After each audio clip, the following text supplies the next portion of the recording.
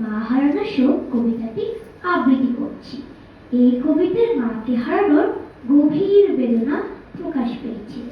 মায়ের অভাব কতটা কষ্টের তা এখানে ফুটে উঠেছে। মায়ের গুরুত্ব ও অনুভব থেকে আমি আবৃত্তি করছি এই কবিতাটি।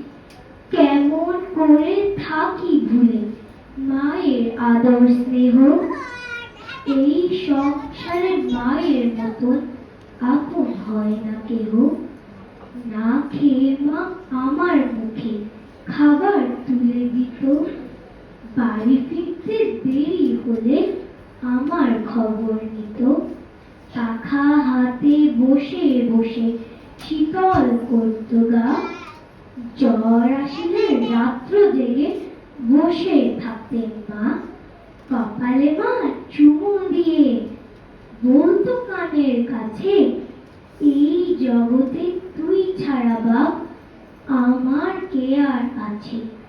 তারপরও মা এমন করে কেমনে দিলাম পাখি, তোমার কথা ভেবে আজও ভিজে দুটি আখি।